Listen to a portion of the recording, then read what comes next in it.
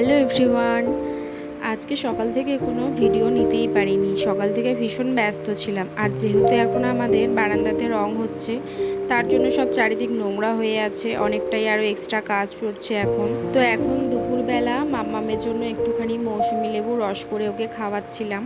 দুপুরবেলা আজকে রান্না করেছিলাম ওই যে সেদিনে চিতল মাছগুলো ছিল, সেই মুড়ো দিয়ে চচ্চড়ি আর মাছের ঝাল করেছিলাম। আর পার্থ বলল কি এখন একটু আম খাবে, ফ্রিজের ঠান্ডা ঠান্ডা, তাই ওকে একটু আম কেটে দিচ্ছি। আমিও কয়েকটা খাবো, আমারও বেশ ঠান্ডা ঠান্ডা আম খেতে ভালোই লাগে। মাম্মাম একদম আমটা খেতে চায় না, আম দিলেইও ফেলে দেয়।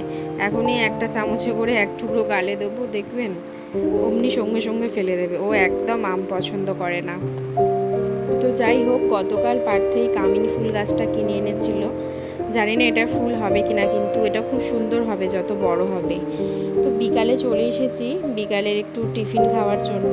পপকর্ন এনেছিলাম একটা, তো সেই পপকর্নটাই এখন চলে এসেছি বানাতে। আর ওইদিকে বসিয়ে দিয়েছি চা। আর আপনারা তো জানেনই পপকর্নটা কত তাড়াতাড়ি হয়ে যায়। আর এটা আমি বাটার ফ্লেভারটা এনেছি, বাটার ফ্লেভারটার টেস্টটা আরও বেশি হয়। এই তো কয়েক সেকেন্ডেই হয়ে গেছে। আর আমার মাম্মাম এটা বেশ পছন্দ করে খেতে, আর আমরাও ভালোবাসি এটা, পার্থও খায় এটা। আর এটা হেলদি, কোনো বাজে কিছু না, মাম্মামকে দেওয়া যেতেই পারে। আর ওইদিকে চাটাও হয়ে গেছে। তো চলুন চাটা ঢেলে নিয়ে এবার চলে যাই। সত্যি কথা বলতে এক একদিন আমাদের সকাল সন্ধ্যা টিফিন হয়, আবার এক একদিন হয় না। কারণ মাম্মামকে না ধরলে কোনো মতেই কিছু বানানো যায় না। ও যখন নিয়ে যায় তখন ওই রান্নাটুকুই করি। আর আমাদের রান্নাঘরটাও এতটাই ছোট যে ওকে বসিয়ে রাখবো সেই জায়গাটুকুও নেই। একজনের বেশি দুজন ভালোভাবে দাঁড়িয়ে কেউ রান্না করতে পারবে না। তো যাই হোক, তারপর রাতে রান্না করতে চলে এলাম। মাম্মামকেও খাইয়ে দিয়েছি, ও এখন একটু উপরে জেঠিমার কাছে আছে। তারপরে আবার ওর বাবা ওকে নিয়ে যাবে যতক্ষণ না রান্না কমপ্লিট হবে। কারণ কোলে নিয়ে নিয়ে আমি আর কতক্ষণ রান্না করব। কোলে নিয়ে নিয়ে এই কাটাকুটি, মশলা পেস্ট করা, তারপরে এই রান্না অতক্ষণ তো করা যায় না না। আর একদিন কোলে নিতে গিয়ে এত খারাপ দুর্ঘটনা ঘটেছে, ও হঠাৎ করে পাটাকে জোরে জোরে নাড়াচ্ছিল আর গরম কড়ায় ছ্যাঁকা লেগে পুরো ফোসকা পড়ে গেছে। এত খারাপ, এত কষ্ট পেয়েছি না সেদিনকে।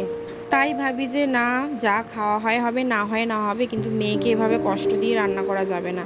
তো ময়দা মাখতে মাখতে দেখি ছোয়ারাগুলো এই পোকা লেগে যাচ্ছিলো, তাই জন্য একটা কন্টেনারের মধ্যে রেখে দিলাম। আর পার্থর তো এখন অনেক কিছু খাওয়া বারণ হয়ে গেছে, এই তেল, ঘি, মাটন বেশি।